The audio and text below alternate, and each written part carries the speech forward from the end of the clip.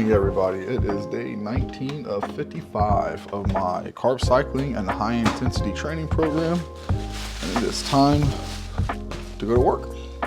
It is a beautiful Friday morning. Right now the temperature is 50 degrees. It is clear and low humidity. I don't think I could have asked for better weather, to be honest. This morning I weighed in at 230 pounds. It's been pretty consistent all week. It seems like my weight hasn't really been fluctuating that much from day to day. Now, I don't know if it's a good thing or a bad thing that my weight has been consistent from my low days to my medium days, but I'm just going to keep on monitoring it and see what happens. I feel like I'm making progress, so I'm not going to stress over it, but it is 9 o'clock, so it's time for my first chicken and rice meal of the day, and I am hungry.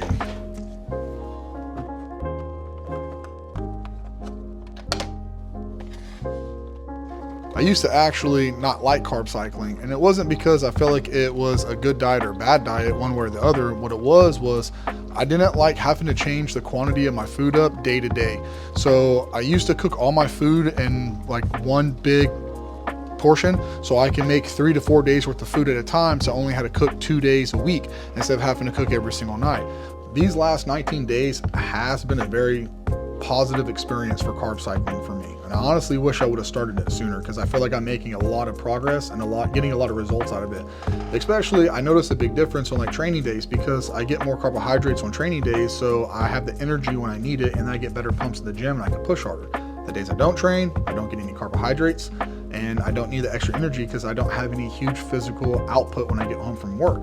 And then it helps keep my body from becoming insulin resistant. It helps keep my insulin sensitivity up by getting off of carbohydrates periodically through the week whenever I don't need them. So overall, it's just been generally a good experience for me switching over to carb cycling.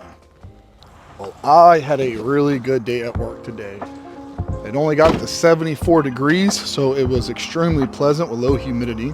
But now that I'm home, I'm going to go inside and get changed and get ready for my workout. I'll see y'all in the gym.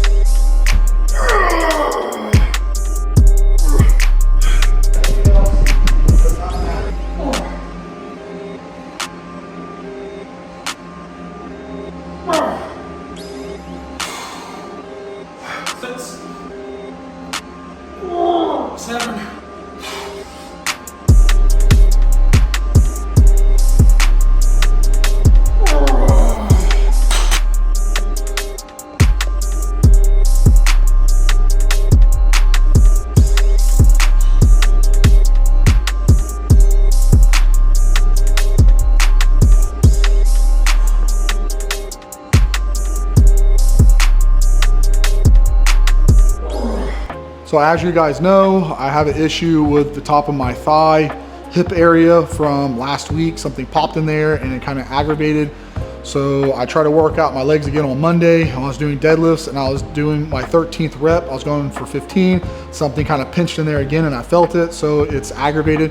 So I'm gonna give it a couple of weeks, maybe 2-3 weeks before I really start loading this. So I kind of changed up my training tonight, as you can tell in the video. I'm gonna go over it with you, what I did in my training tonight, so y'all guys have a better understanding. I know you can't see it from the phone, but I'm gonna go over it with you.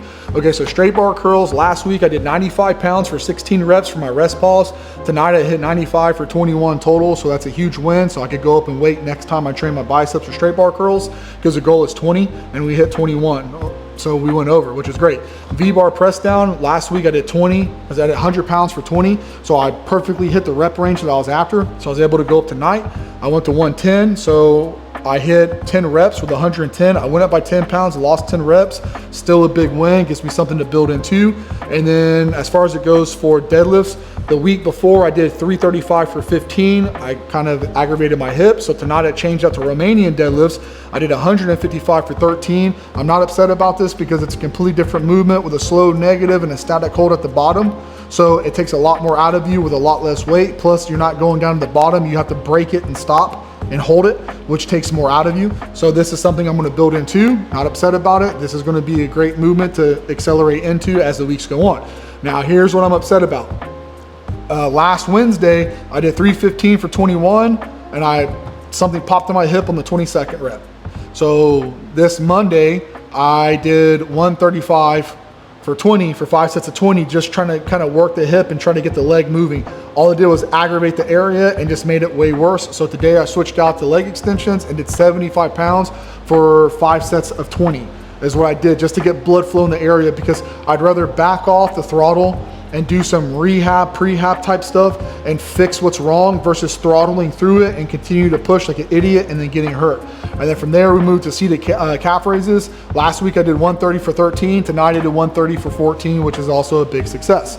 So tonight overall, everything was a huge win except for my quad training, but my quads are probably my least worrisome area because my quads are the thing on me that actually blows and accelerates the most. It blows up and I get a lot of growth in my legs. I work hard on them, don't get me wrong, but it's the one thing I'm not too concerned about if I have to take time off from them. I'm pretty sure I sprained this, and I was looking it up, and a sprain could take 1 to 2 weeks for a minor, a level 1, a level 2 could take about a month or 2, and a level 3 could take up to 6 months. So I don't want to turn this into something more than it's not. So I'm going to do Romanian deadlifts and leg extensions until I feel like this has had enough time to heal up. Maybe in 2 weeks from now, maybe 3, I'll start testing it with hack squats or maybe even belt squats instead. And then I'm going to slowly build into the belt squat as time goes on and see how I develop. But that's it for the routine and the overview of what we did on our workout, and we'll see you next time.